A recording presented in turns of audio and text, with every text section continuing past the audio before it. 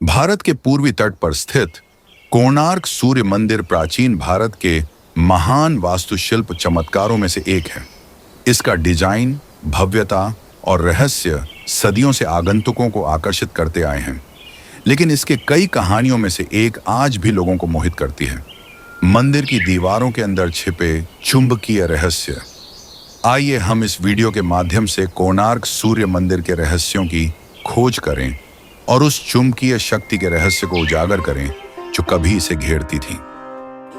13वीं शताब्दी में पूर्वी गंग राजवंश के राजा नरसिंहदेव प्रथम द्वारा निर्मित कोणार्क सूर्य मंदिर सूर्य देवता सूर्य के प्रति समर्पित है। यह भव्य संरचना एक विशाल रथ के रूप में डिजाइन की गई है, जिसमें 12 जोड़ी पहिए और 7 घोड़े हैं। सूर्य देवता के आकाश में यात्रा को प्रतीकित करते हुए मंदिर की वास्तुकला, विज्ञान और आध्यात्मिकता का अद्वितीय मिलाजुला है। एक प्रभावशाली ऊंचाई पर खड़ा यह मंदिर कोई साधारण रचना नहीं है। इसका रथ रूप सूर्य के ब्रह्मांड और पृथ्वी पर जीवन में स्थान को दर्शाता है, लेकिन इसकी सुंदरता और डिजाइन से परे एक रहस्य छिपा हुआ है जिसने इतिहासकारों, वैज्ञानिकों और अन्वेषकों को सदियों से उलझा रखा है। वह चुंबकीय शक्ति जो कभी इस भव्य संरचना से जुड़ी थी। कोणार्क सूर्य मंदिर के बारे में एक बहुत दिलचस्प किंवदंती है जो चुंबकत्व के सिद्धांत से जुड़ी है। प्राचीन ग्रंथों और स्थानीय कथाओं के अनुसार मंदिर के केंद्रीय शिखर पर एक विशाल चुंबक रखा गया था, जो शायद प्राचीन काल में बनाए गए सबसे बड़े चुंबकों में से एक था। यह विशाल चुंबक आसपास के वातावरण पर असाधारण प्रभाव डालता था। माना जाता है कि बांग्लादेश के खाड़ी में यात्रा करने वाले प्राचीन नाविक और व्यापारी इस चुंबकीय क्षेत्र का उपयोग अपने जहाजों को मार्गदर्शित करने के लिए करते थे।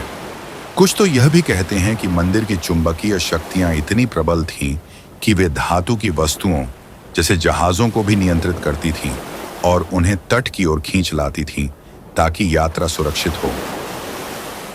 लेकिन जैसे जैसे सदियां बीतती गईं, मंदिर के केंद्रीय शिखर पर स्थित यह चुंबक धीरे धीरे गायब हो गया।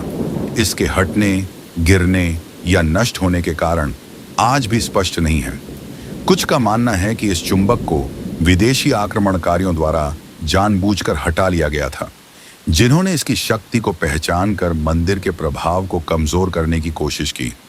कुछ अन्य लोग ये मानते हैं कि इसके मूल निर्माता इसे हटा सकते थे ताकि यह गलत हाथों में न चले। हालांकि इसका वास्तविक कारण आज भी रहस्य बना हुआ है। यह व्यापक रूप से माना जाता है कि शिखर का विनाश शायद चुंबक के हटने से जुड़ा था। एक लोकप्रिय सिद्धांत है कि शिखर पर बिजली गिरने से संरचना गिर गई और चुंबक की शक्ति भी समाप्त हो गई। आज ऊंचा शिखर अब खड़ा नहीं है।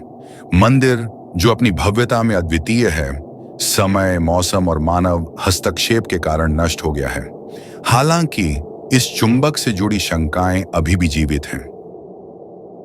कुछ विशेषज्ञों का कहना है कि यह चुंबक उस समय के विज्ञान और चुंबकत्व के अद्वितीय ज्ञान का हिस्सा था।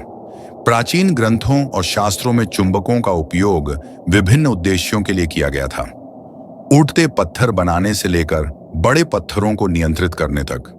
क्या कोणार्क सूर्य मंदिर के निर्माता इस ज्ञान को जानते थे? और अगर हां, तो कैसे? एक और सिद्धांत यह है कि यह चुंबक मंदिर के विशाल पत्थरों को स्थानांतरित करने के लिए इस्तेमाल किया गया था। मंदिर के निर्माण में जितनी सटीकता है, क्या उन पत्थरों को स्थानांतरित करने के लिए चुंबकीय शक्ति का उपयोग किया गया था?